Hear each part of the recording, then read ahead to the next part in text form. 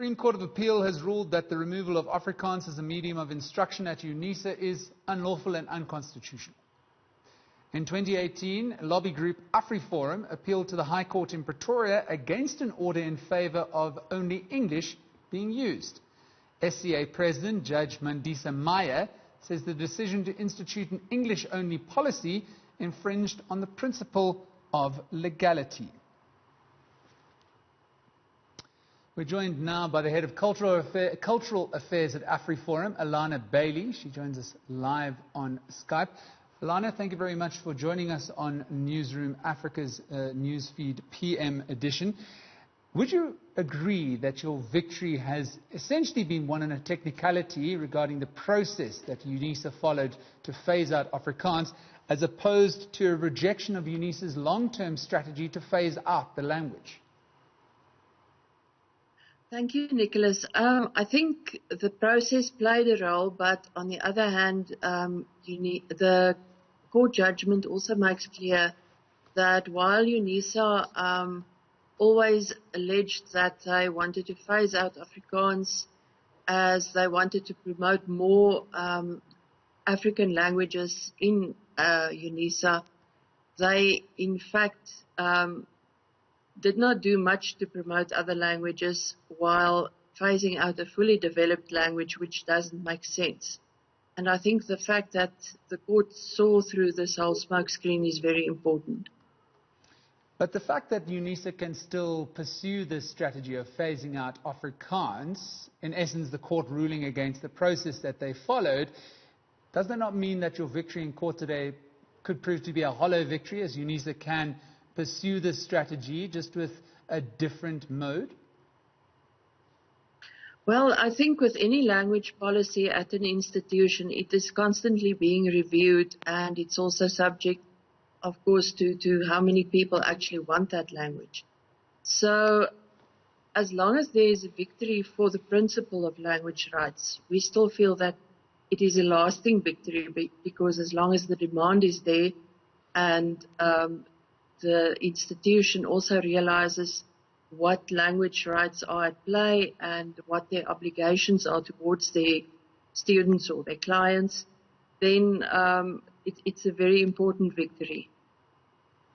Mrs. Bailey, do you believe with only 13.5% of the entire population speaking Afrikaans as a mother tongue, that the language has a right to expect to be a language of instruction at Unisa, as opposed to any of the other 10 official languages in South Africa? Well, it's quite a sizable language in the world. It's one of the 120 largest languages in the world. And I think it's also very important that at a distance learning institution, more languages are accommodated than just English. So if there is space for Afrikaans and space for more languages of tuition are increasingly added, it's only to the benefit of the country and the students, especially, as I say, at a distance learning institution where you are working with students who don't have other options to go to a campus and to study at a university without distance learning opportunity.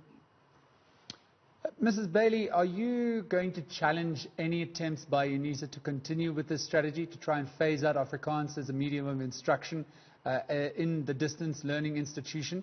As I've been saying, just because the court says that their initial attempt to do so, it doesn't mean that it prevents Unisa from trying to phase out Afrikaans again. Well, we first have to see whether they adhere to the instructions of the court and whether they decide to appeal to the Constitutional Court. If they do appeal, I think it's good. It's good that all language cases are argued at a very high level, such as at the Constitutional Court level. So we are prepared to continue with the case if it goes that far. Otherwise, if they want to review the language policy, of course they have the freedom to do that. But we will then definitely also participate in that process and make sure that it is conducted in a fair way. Let's paint the picture of possible things that Unisa could do if it wanted to broaden its language offering and perhaps start offering courses in Sesotho, Tshivenda, isiZulu or isiXhosa, and it meant that its current offering of Afrikaans language classes were diminished somewhat.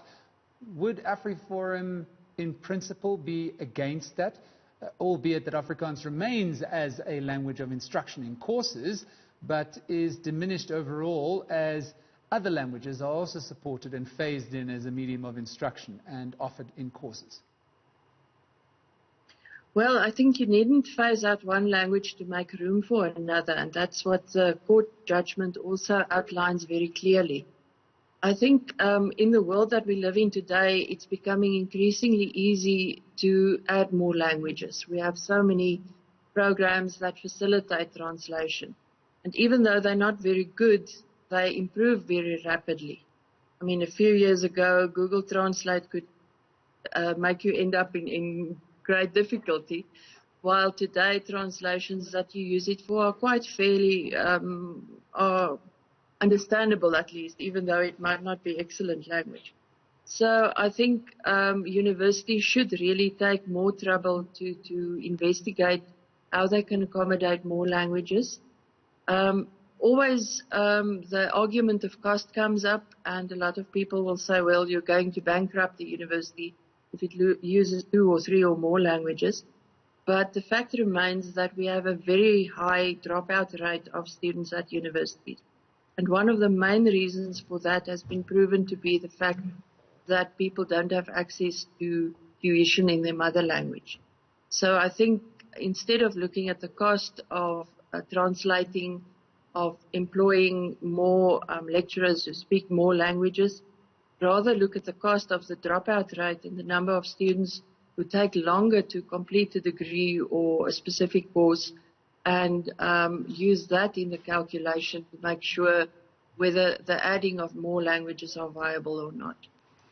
Mrs. Bailey, it's going to become apparent very soon that not only the country but its learning institutions are going to be hard-pressed to come up with the cash that they want to do all of the things that it sets out to do at the beginning of a financial year.